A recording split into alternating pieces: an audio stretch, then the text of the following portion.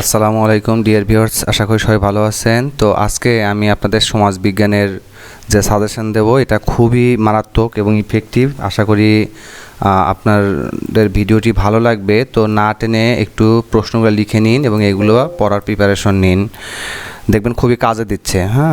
তো আমি পড়ে শোনাচ্ছি।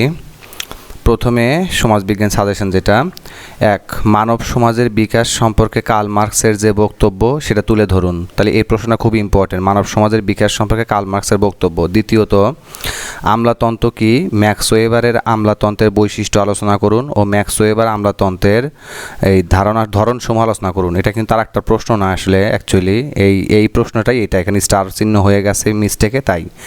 আচ্ছা, তারপরে দেখেন 2 নম্বর প্রশ্ন, 3 নম্বর প্রশ্নটা দেখেন, বাংলাদেশে বসবাসরত চাকমা উপজাতির আর্থসামাজিক ও সাংস্কৃতিক জীবনধারা আলোচনা করুন। তার পরবর্তী প্রশ্ন, বাংলাদেশে গারো প্রজাতির সামাজিক, অর্থনৈতিক ও সাংস্কৃতিক জীবনধারা সম্পর্কে আলোচনা করুন। খুবই গুরুত্বপূর্ণ প্রশ্ন এগুলা। তারপরে গারো উপজাতির আর্থসামাজিক জীবনধারার আলোচনা করুন এবং এরপরে জনসংখ্যার সমস্যা কাকে বলে, বাংলাদেশের সমাজ কাঠামোর জনসংখ্যার বৃদ্ধির প্রভাব আলোচনা করো এবং অপরাধের সংজ্ঞা কী, অপরাধ ও বিচ্যুতির মধ্যে পার্থক্য কী। এটা তো মনে হয় পরীক্ষায় আসছে আর কি, এরকম অবস্থা।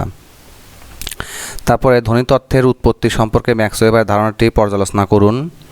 তারপরে সামাজিকরণ কি, ব্যক্তি সামাজিকরণের পরিবার ও শিক্ষা প্রতিষ্ঠানের ভূমিকা মূল্যায়ন করুন। এরপরে সংস্কৃতি কি, এর উপাদানগুলো আলোচনা করো। তারপরে সমাজবিজ্ঞানের সাথে নিয়ে বিজ্ঞান ও ইতিহাস সম্পর্ক বর্ণনা করো। এরপর কার্ল মার্কসের শ্রেণী সংগ্রাম তথ্য আলোচনা করুন। আমলাতন্ত্র কি, ম্যাক্স ওয়েবারের আমলাতন্ত্রটির ধারণা বর্ণনা করুন। এরপরে পল্লী উন্নয়ন কি, পল্লী উন্নয়ন কৌশল ও সমস্যা নিয়ে আলোচনা করুন। এরপরে বাংলাদেশের অপরাধের কারণসমূহ কি। এরপরে উপজাতির সংজ্ঞা দিন। বাংলাদেশে বসবাসরত চাকমা উপজাতির আর্থসামাজিক ও সাংস্কৃতিক জীবনধারা আলোচনা করুন। আশা করি প্রশ্নগুলো তুলে নেবেন। এরপরে সাঁওতাল উপজাতির, মানে উপজাতি হবে আর কি, সাঁওতাল উপজাতির জীবনধারা বর্ণনা করুন। তারপরে সামাজিক পরিবর্তন কাকে বলে, সামাজিক পরিবর্তনের কারণসমূহ আলোচনা করুন। এরপরে সমাজবিজ্ঞান পাঠের গুরুত্ব ও প্রয়োজনীয়তা আলোচনা করো। এরপরে হচ্ছে বিশ্বায়ন কি, এর প্রভাব আলোচনা করো।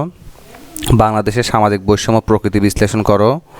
কার্ল মার্কসের ঐতিহাসিক যে এদের বস্তুবাদ, কিন্তু এখানে মিস্টেক, বাস্তবাদ হয়েছে, এটা বস্তুবাদ হবে।